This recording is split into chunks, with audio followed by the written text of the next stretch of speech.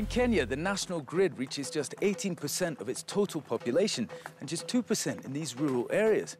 That leaves more than 30 million people with no option but to use environmentally damaging and expensive alternatives such as kerosene, diesel and dry cell batteries. I'm Russell Beard in Kisumu district, Western Kenya, where a new project is offering a clean and affordable alternative. Access Energy sees micro wind turbines made from scrap as the answer.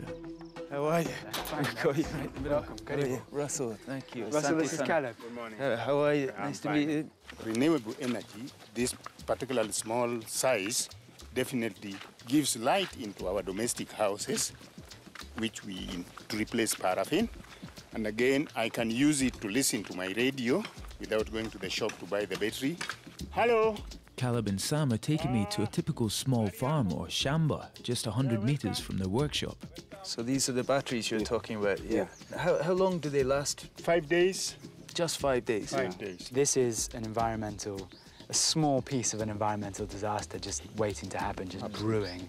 This goes into the water supply, you know, the chickens peck around in this area, the crops, children playing in it. Yeah.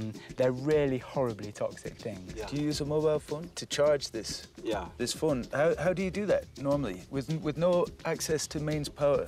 He goes to a local shopping centre in the area and pays a little fee.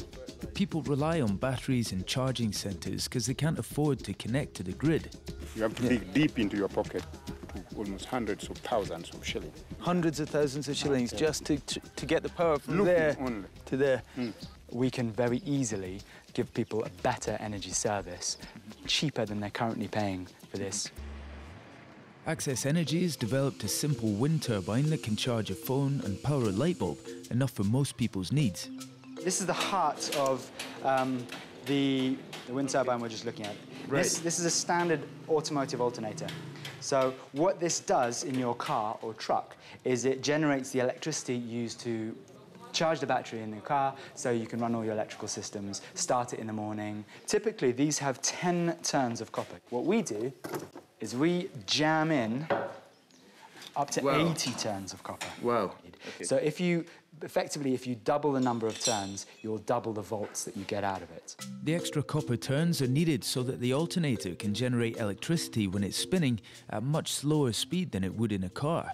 These things were imported once upon a time, but as cars, and they've now been repurposed to make wind turbines. So there's no extra importing that needs to be done. This is where we source all of the bits for that wind turbine. I'm going to task you with the job of finding a big flat bit of metal that can be the rudder. That's all right. So the tube is the bit that sits on top of the turbine mast. A shock absorber. Not what we're looking for, but a good start. It's something to be the tail strut. Really just a kind of mass of bits and pieces, but then when you start to kind of, like, for example, now, I think I see what we're looking for here. This is it. There you go. People often travel long distances to cities in order to charge their batteries. Access Energy hopes that one day they won't have to. So what you're trying to do is kind of replace that, but rather than being connected up to the mains, have a wind turbine there. Exactly. It could service a radius of people, you know, 20, 30 kilometers wide. You ensure that the spark pass should not interfere with your clothes.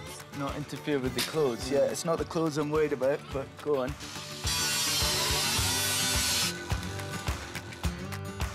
So this really illustrates how simple this design is. What strikes me about Access Energy is it's really your model that is the actual innovation. I mean, we don't sell these wind turbines to people. We sell them the energy service. So that means that they avoid the high initial capital costs. If someone has a great idea for a small business in their local village, whether it's battery charging, charging people's mobile phones, barber shop, or anything like this, we will go and we'll build them the business. We provide them with the ability to generate a livelihood. At the same time, they're having a huge environmental positive impact on their local area, offsetting huge amounts of harmful sources of fuel. When the wind really gets up, it's going to get pulled in all directions. So what we're trying to do here is just make sure it's anchored down like 3 guy ropes. There it is there, look, it's already turning. It's already going. Yes! That is brilliant, man. Look at that. It doesn't even feel that windy. It's just like perfect timing. Look at that. That's free energy right there. That is amazing. Our phone number is on here, so you can give me a call anytime. You can already see it's generating a bit of interest as well as electricity.